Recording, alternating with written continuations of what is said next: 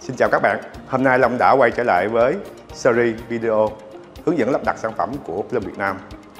Trong tập hôm nay, Long sẽ chia sẻ với các bạn cách lắp đặt bộ tay nâng Aventos HF Top mới nhất của Plum. Đây là dòng sản phẩm mới ra mắt của Plum vào năm 2025 và là dòng sản phẩm với thiết kế bên ngoài tối giản hiện đại, bên trong tích hợp nhiều tính năng mới cùng với cách lắp đặt thân thiện và dễ dàng. Hãy cùng Long bắt đầu lắp đặt bộ sản phẩm tay nâng Aventos HF mới của Plum nhé. Đầu tiên, bộ hợp lực của tay nâng HF Top mới sẽ có dãy hệ số lực lớn hơn. Chúng ta có hai bộ hợp lực 22F 25 và 22F 28. Điều này giúp chúng ta dễ dàng lựa chọn hơn bộ hợp lực phù hợp. Bộ hợp lực này cũng có hệ số lực lớn hơn, cho phép chúng ta có thể dùng vào các thiết kế với các cánh cửa nặng hơn và cao hơn. Kế tiếp là bộ cánh tay. Đối với bộ tay nâng HF Top mới, chúng ta sẽ có 3 bộ cánh tay, đó là 22F 32, 22F 35 và 22F 39 với dãy chiều cao lớn hơn, cho phép chúng ta có thể ứng dụng vào các thiết kế với cánh cửa tủ có chiều cao lên đến 1m2. Trước khi vào phần lắp đặt, Long sẽ hướng dẫn các bạn cách lựa chọn sản phẩm trong 6 bộ này sao cho đúng với chiều cao và cân nặng của cánh cửa mà các bạn đã có. Đối với sản phẩm tay nâng HF Top mới, hiện tại Plum đang có cách đóng gói bộ hợp lực gộp chung với bộ cánh tay.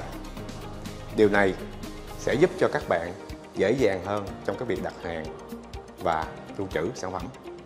Trên bảng, Long sẽ có 6 mã số để cho các bạn có thể đặt hàng đối với bộ tay nâng HF Top mới này.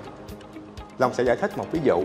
Ví dụ như các bạn mua sản phẩm với mã số 22F 1502. Điều này có nghĩa là gì? Khi các bạn đặt hàng mã sản phẩm này, các bạn sẽ nhận được một gói sản phẩm bao gồm bộ hợp lực số 25 và bộ cánh tay số 32 phía bên trong và tất cả những cái phụ kiện còn lại của bộ tay nâng. Các bạn thấy rằng 6 mã số này nó sẽ có một cái quy tắc chung. Cho 4 con số nằm ở phía sau cái mã số 22F, các bạn sẽ thấy 4 con số này. Con số thứ hai là con số 5. Điều này có nghĩa là bộ hợp lực trong sản phẩm này sẽ là bộ hợp lực số 25. Con số thứ hai nếu là con số 8 thì bộ hợp lực trong cái sản phẩm này đang là hợp lực số 28. Đối với con số thứ tư cuối cùng nếu là số 2 sẽ tương ứng với cánh tay số 32. Nếu là số 5 sẽ tương ứng với cánh tay số 35. Nếu là số 9 sẽ tương ứng với cánh tay số 39. Long sẽ có một ví dụ trên bảng, các bạn cần phải tính và lựa chọn đúng cái mã số đặt hàng cho bộ tay nâng HF Top. Ví dụ, Long đang có một cái thùng tủ với chiều cao là 850, chiều rộng là 900, cân nặng của hai cánh cửa là 9,5 kg. Đầu tiên, Long phải tìm được hệ số lực cần thiết để mà nâng hai cánh cửa này. Thì công thức hệ số lực của Plum như sau. BF là hệ số lực cần thiết để mà nâng hai cánh cửa này sẽ bằng chiều cao thùng tủ, đơn vị là mm, nhân cho cân nặng của hai cánh cửa, đơn vị là kg. Ở đây ta sẽ có BF sẽ bằng chiều cao thùng tủ là 850 nhân cho cân nặng của hai cánh cửa là 9,5. Kết quả ta sẽ có là 8.075. Thì với cái hệ số lực này, các bạn có thể tra vào trong cái bảng giá của Plum. Các bạn sẽ thấy hợp lực của bộ HF Top sẽ có hai hợp lực là 25 và 28. Hợp lực 25 cung cấp một cái hệ số lực từ 2.700 cho đến 13.500. Hợp lực số 28 sẽ cung cấp hệ số lực là từ 10.000 cho đến 19.300. Quay trở lại, đối với chiều cao và cân nặng của hai cánh cửa cho cái thùng tủ này, chúng ta đang cần hệ số lực là 8.075. Do đó các bạn sẽ phải lựa chọn cái bộ hợp lực cần thiết cho cái ví dụ này là bộ hợp lực số 25. Bước thứ hai, các bạn sẽ phải lựa chọn cái chiều cao của cánh tay. Ở đây Long cũng có một cái bảng về chiều cao cánh tay. Với cái cánh tay mới của HF Top, cánh tay số 32, nó sẽ ứng dụng cho cái chiều cao thùng tủ từ 480 cho đến 610 mm. Với cánh tay số 35, nó sẽ được ứng dụng cho thùng tủ có chiều cao từ 600 cho đến 910 mm. Và với cánh tay số 39, nó sẽ ứng dụng được cho thùng tủ với chiều cao từ 840 cho đến 1200 mm. Ở đây chúng ta có thùng tủ với chiều cao là 850, cho nên chúng ta sẽ lựa chọn được bộ cánh tay là mã số 35.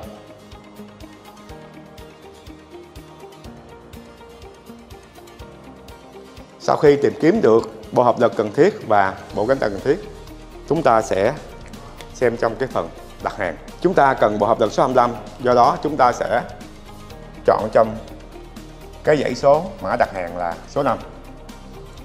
Và cánh tay số 35 thì tương ứng chúng ta sẽ lựa cái mã số đặt hàng là 22F1505. Chúng ta sẽ có được bộ hợp lực số 25 và bộ cánh tay số 35. Và đây là mã đặt hàng cho cái bộ tay nâng HF Top mới dành cho cái tủ có chiều cao 850, chiều rộng 900, cân nặng hai cánh cửa là 9,5 kg. Như các bạn thấy, với dãy hệ số lực lớn hơn cũng như dãy chiều cao lớn hơn cho cánh tay của bộ tay nâng HF Top, cho nên bộ tay nâng HF Top với hợp lực số 25, cánh tay số 35 tương ứng với mã đặt hàng 22F1505 sẽ đáp ứng được hầu hết cho tất cả các thiết kế của các bạn về chiều cao và cân nặng của cánh cửa.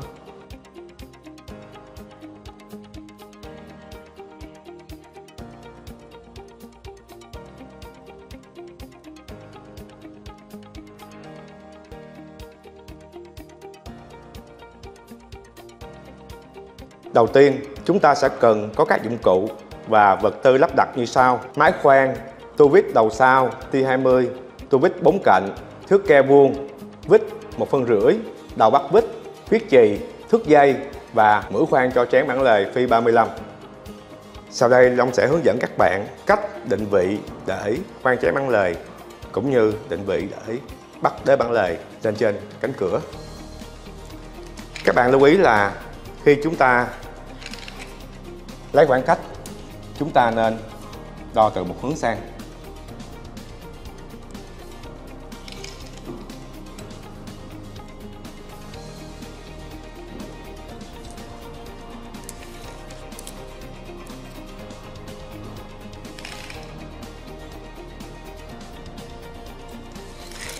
Thông thường khoảng cách chiều ngang từ ngoài vào để khoan trán bản lề sẽ dao động từ 80 cho đến 100 mm.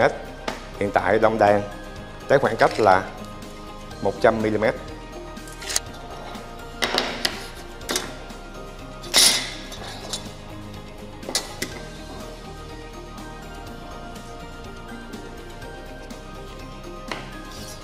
Sau khi xác định được chiều ngang, chúng ta sẽ xác định chiều sâu từ cạnh cánh cửa vào để xác định tâm khoan lỗ cho trán bản lề.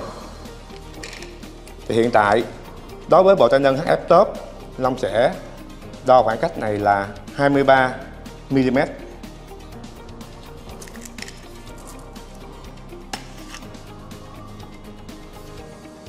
Kế tiếp, chúng ta sẽ định vị trí để lắp đế bản lề vào trên cánh cửa.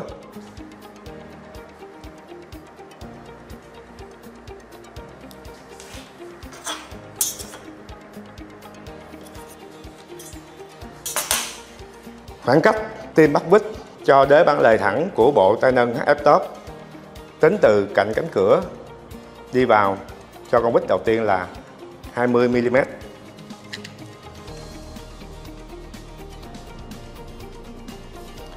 Khoảng cách từ con vít đầu tiên cho đến con vít thứ hai là cách nhau 32 mm. Phần tiếp theo, Long sẽ hướng dẫn các bạn cách xác định vị trí để lắp khớp nối cho cánh tay nâng. Đối với tay nâng HF Top thì các bạn có thể dễ dàng xác định vị trí lắp đế cho cánh tay. Các bạn sẽ có hai con số cố định như sau. Đối với thùng tủ có tổng chiều cao nhỏ hơn 520 mm, các bạn sẽ đo từ cạnh trên của cánh cửa bên dưới đi xuống hướng phía dưới một khoảng cách là 170 mm để xác định chiều cao của lỗ bắt vít. Hiện tại Long đang sử dụng thùng tủ có chiều cao là 850 mm, cho nên Long sẽ dùng trường hợp thứ hai cho thùng tủ có chiều cao lớn hơn 520 mm. Long sẽ đo khoảng cách từ cạnh trên của cánh cửa bên dưới cho đến vị trí bắt vít ở phía dưới có một khoảng cách là 189 mm. Long sẽ có được vị trí cho chiều cao để lắp đế bản lề. Cho khoảng cách chiều ngang từ ngoài vào, các bạn sẽ có công thức khoảng cách chiều ngang từ ngoài vào sẽ bằng 12.5 cộng cho phần phủ của cánh cửa lên hông tủ khi các bạn đóng lại. Hiện tại ở đây Long đang sử dụng ván có độ dày là 18 và Long muốn phần phủ là 17, cho nên khoảng cách chiều ngang từ ngoài vào x sẽ bằng 12.5 cộng cho 17. Long sẽ có con số là 29. Khoảng cách từ lỗ bắt vít phía trên cho đến lỗ bắt vít phía dưới sẽ cách nhau là 32 mm. Chúng ta sẽ xác định vị trí bắt vít tương tự cho phần còn lại của bên kia cánh cửa.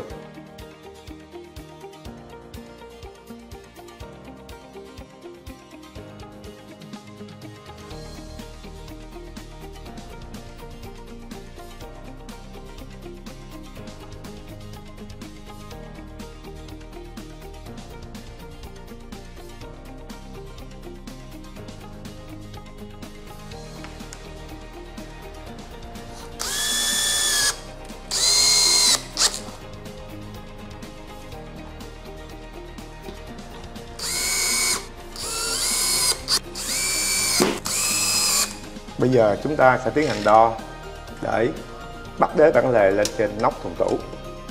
Sau khi chúng ta đo lấy dấu và khoan mồi, bây giờ chúng ta sẽ bắt đế bản lề vào lên trên nóc tủ. Với ưu điểm giúp cho việc lắp đặt trở nên đơn giản và dễ dàng hơn của dòng tay nâng Aventos HF Top như phần đầu Long đã giới thiệu. Giờ đây, việc các bạn lắp đặt hợp lực lên trên hông tủ trở nên dễ dàng hơn bao giờ hết. Các bạn chỉ cần sử dụng nắp đậy lớn của bộ hợp lực làm cỡ để xác định vị trí lắp đặt bộ hợp lực lên trên hông tủ. Bước đầu, các bạn sẽ để cạnh dưới của nắp đậy lớn vào sát bên trên cạnh trên của nóc hông tủ. Bước thứ hai, các bạn sẽ áp bộ hợp lực sao cho cạnh của bộ hợp lực tiếp xúc vuông góc với cạnh của nắp đậy lớn. Các bạn sẽ trượt bộ hợp lực từ ngoài vào sao cho bộ hợp lực dần ngay cỡ định vị màu vàng. Bước thứ tư, các bạn sẽ bỏ vít vào và bắt.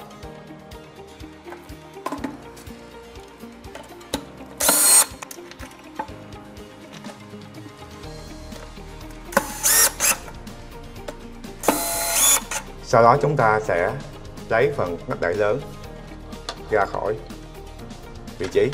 Sau cùng chúng ta sẽ tháo cỡ chặn định vị màu vàng này ra khỏi bộ hợp lực.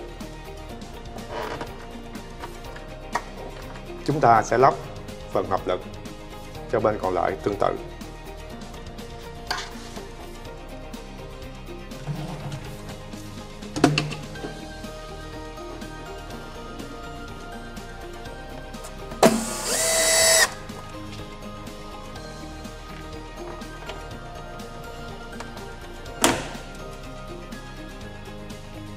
Bây giờ chúng ta sẽ tiến hành lắp đặt cánh tay vào trên bộ hợp lực và lắp đặt cánh cửa vào.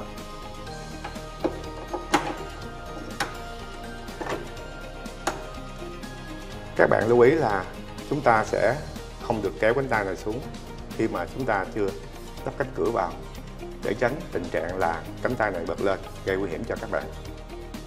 Tiếp tục chúng ta sẽ lắp cánh cửa phía bên trên vào.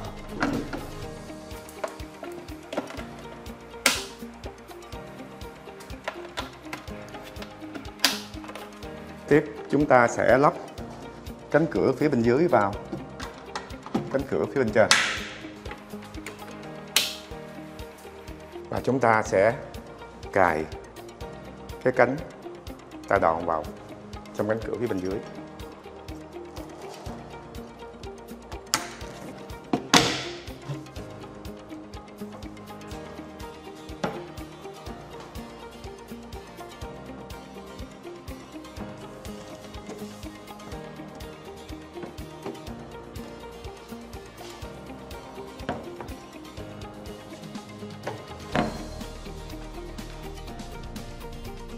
Sau khi chúng ta lắp cánh cửa vào trong bộ tay nâng, thì đầu tiên chúng ta cần phải làm đó là điều chỉnh lực nâng cho cánh cửa này dừng tại mọi điểm mà chúng ta mong muốn.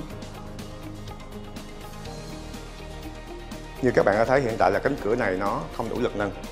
Bây giờ chúng ta sẽ tiến hành điều chỉnh tăng lực nâng cho nó. Đối với bộ tay nâng HF Top, chúng ta sẽ điều chỉnh lực nâng từ vị trí của nó ở mặt trước của bộ hợp lực. Nó sẽ tiện lợi hơn rất nhiều so với chúng ta điều chỉnh từ phía bên hông. Ở đây chúng ta sẽ có phần dấu trừ và dấu cộng. Hiện tại do bộ này đang thiếu lực nâng cho nên Long sẽ điều chỉnh cho gia tăng lực nâng của bộ hợp lực bằng cách là điều chỉnh vít xoay qua chiều hướng dấu cộng. Các bạn sẽ dùng vít đầu sau T20 để điều chỉnh. Các bạn sẽ điều chỉnh lực nâng sao cho phần dấu này ở hai bên bộ hợp lực tương ứng trùng với những vạch ở trên bộ hợp lực đều nhau cho cả hai bên. Sau khi điều chỉnh xong, các bạn sẽ thấy cánh cửa này sẽ dừng tại mọi vị trí mà người dùng mở ra. Như vậy là các bạn đã điều chỉnh đúng lực nâng cần thiết cho cánh cửa này. Sau khi điều chỉnh lực nâng xong, chúng ta sẽ tiến hành điều chỉnh khoảng hở phía trên, khoảng hở ở giữa và khoảng hở bên dưới của thùng tủ, khoảng hở bên hông, để cho cánh cửa chúng ta sẽ đẹp hơn. Việc điều chỉnh các khoảng hở này sẽ do chúng ta điều chỉnh các bản lề phía bên trong của cánh cửa. Đối với bản lề phía bên trên, vị trí con ốc này sẽ điều chỉnh cho cánh cửa phía bên trên đi ra đi vào. Vị trí con ốc này sẽ điều chỉnh cho cánh cửa phía bên trên đi lên đi xuống. Vị trí con ốc phía bên trong đế bản lề sẽ điều chỉnh cho cánh cửa phía bên trên đi qua trái và phải. Đối với bản lề dùng để nối cánh cửa phía bên dưới với cánh cửa phía bên trên, chúng ta cũng có tính năng điều chỉnh 3 chiều. Vị trí con ốc này dùng để điều chỉnh cho cánh cửa phía bên dưới đi lên đi xuống. Vị trí con ốc này dùng để điều chỉnh cho cánh cửa phía bên dưới đi ra đi vào so với mặt trước của thùng tủ. Vị trí con ốc ở trong đế bản lề dùng để điều chỉnh cho cánh cửa phía bên dưới đi qua trái hoặc là qua phải. Ngoài ra, chúng ta cũng có vị trí điều chỉnh ở trên phía cánh tay. Khi các bạn dùng vít bỏ vào vị trí này, chúng ta sẽ điều chỉnh con ốc ở bên trên đế của cánh tay, giúp cho cánh tay này đi qua trái hoặc là qua phải. Sau khi các bạn điều chỉnh cho khoảng hở của các cánh cửa và thùng tủ đều nhau, bước cuối cùng chúng ta cần phải làm là khóa chốt khóa trên cánh tay đòn này lại. Nếu các bạn không khóa chốt khóa này lại thì người dùng khi đóng mở cánh cửa, xu hướng là cánh tay đòn này sẽ kéo dài ra và cánh cửa sẽ không đóng sát. Trong trường hợp tủ treo tường của các bạn khi mở lên cánh cửa này đụng trần, thì đối với bộ tay nâng HF Top, trong bộ này đã có tích hợp sẵn chức năng giới hạn góc mở của cánh cửa. Các bạn có thể chỉnh cho cánh cửa giới hạn góc mở như mình mong muốn, và phần điều chỉnh giới hạn góc mở sẽ nằm ở phía bên trong của bộ hợp lực. Đây là vị trí điều chỉnh giới hạn góc mở của bộ tay nâng HF Top. Đầu tiên, các bạn sẽ đóng cánh cửa lại với góc mở mà mình mong muốn. Sau đó các bạn sẽ điều chỉnh phần bánh răng này đi lên hướng về phía bên trên cho đến khi các bạn không thể điều chỉnh nữa. Vì đây là giới hạn góc mở của cánh cửa này đã được lập trình. Cho vị trí điều chỉnh giới hạn góc mở của phần hợp lực còn lại, các bạn cũng phải điều chỉnh cho phần bánh răng này đi lên phía trên cho hết hành trình của nó, đến khi nào các bạn không còn chỉnh lên phía trên được nữa. Lúc này hai bên bộ hợp lực đều đã được cài đặt giới hạn góc mở cho cánh cửa này.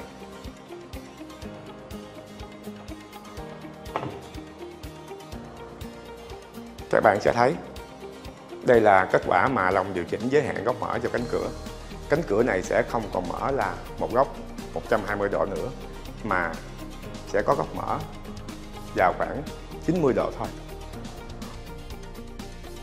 Nếu kích thước cánh cửa của các bạn nhỏ và khối lượng nhẹ dẫn đến việc cánh cửa khi đóng lại có tốc độ rất là chậm, các bạn có thể cải thiện tốc độ đóng của cánh cửa nhanh hơn bằng cách chúng ta sẽ điều chỉnh vị trí của giảm mồn Plum Motion được tích hợp sẵn ở phía bên trên bộ hợp lực. Chúng ta điều chỉnh vị trí này từ điểm max sang điểm min. Điều này sẽ giúp cho tốc độ đóng lại của cánh cửa các bạn nhanh hơn và vượt hơn. Sau cùng, chúng ta sẽ lắp phần nắp đậy lớn của bộ hợp lực vào bên trên bộ hợp lực.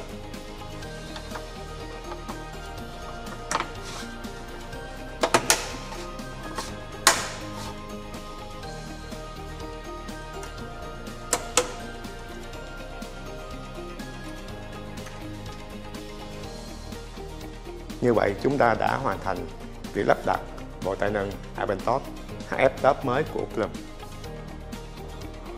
Nếu các bạn có bất kỳ thắc mắc nào hoặc cần thêm thông tin trong quá trình lắp đặt, đừng ngần ngại comment ngay bên dưới hoặc liên hệ với Plum Việt Nam thông qua kênh Zalo hoặc số điện thoại hỗ trợ kỹ thuật. Các bạn cũng có thể đến showroom của Plum Việt Nam để tận tay trải nghiệm sản phẩm mới và nhận ngay tư vấn trực tiếp về sản phẩm. Hãy nhấn nút subscribe, nhận ngay thông báo khi có video hướng dẫn lắp đặt sản phẩm mới nhé.